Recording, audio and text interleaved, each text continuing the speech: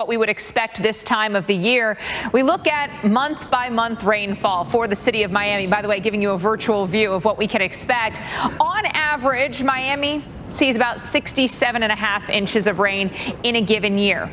Early in the year, the winter months, even the spring, fairly dry. Things start to pick up in May, but then really taking off in June and again in September. So moving into that tropical weather season, we keep things soggy even in the late part of the hurricane season. So October and by November, still picking up decent rainfall amounts. But June, one of the wettest months, and it's lived up to its name. We look at the last 48 hours, over 4.5 inches north of Fort Lauderdale, over 6 inches, nearly 6.5 inches just north of Miami, off to the south and west of Miami, over 6 inches. So plenty of spots where we've picked up a half foot or more of rain. Still to come, probably a half inch to an inch for many, but there will be some spots I think that are on the plus side of 1 inch. So through tomorrow, be prepared for more wet weather, working through these already very soggy spots. Fort Lauderdale, light rain now. Miami, some more moderate downpours for you. And then down towards Homestead and North Key Largo,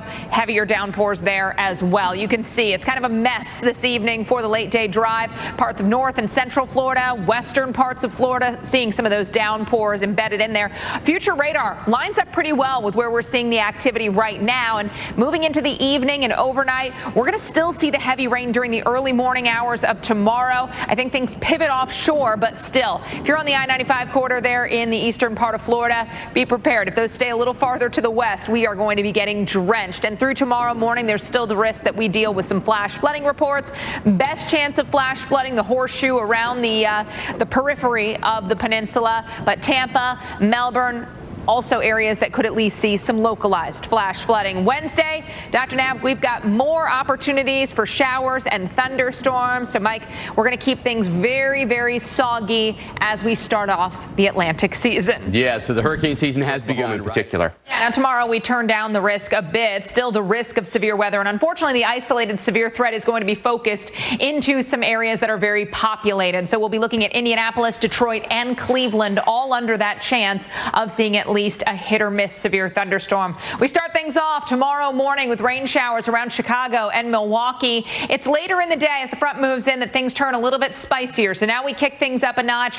Detroit by mid-evening, late evening for parts of Indiana. And you can see those thunderstorms, another round coming through Detroit, another area working through Indianapolis and Evansville. This will be moving into Thursday morning. So through the later part of Wednesday into the overnight hours. And overnight hours, at least the rain showers linger. And so with multiple rounds of rain possible, at times some moderate to heavy rain, we will watch for that risk of flash flooding stretching from the Dallas-Fort Worth metro all the way up to the Great Lakes. That would include places like Chicago and Detroit. So both of those areas, Indianapolis as well. Thursday, we reload back into parts of the southern plains, southern Kansas, much of Oklahoma, North Texas, including the Panhandle, areas to the west of Wichita Falls. Those will be our areas to watch on Thursday, Mike.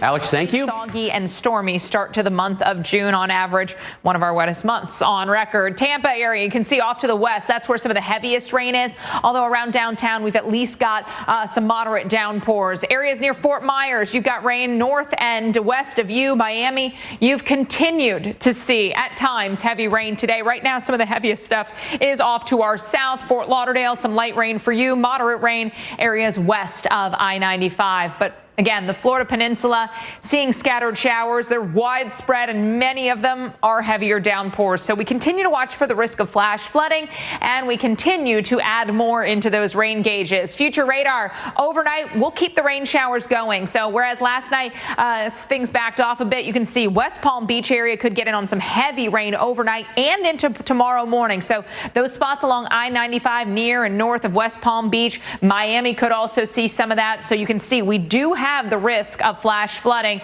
Greater chance into tomorrow morning for the areas in darker green, that horseshoe shape along the coastal areas, Fort Myers, Naples, Miami, West Palm Beach, and the Florida Keys, up to Melbourne, up to Tampa. At least isolated flash flooding a possibility. During the day tomorrow, we've got more rain showers and thunderstorms. They'll be scattered about. Not everybody gets them, but where we get them, there will be heavy downpours. We'll keep that going into the overnight hours. So yet again, an overnight period that does bring rain, especially to central central and south Florida. I think a little better chances there than areas farther to the north. Rainfall still to come. You'll see lesser amounts generally across North Florida. 1 to 2 inches, a good bet from areas south of Jacksonville through Orlando and north of West Palm Beach. There could be pockets of more than 3 inches, though, with some of those repeated downpours.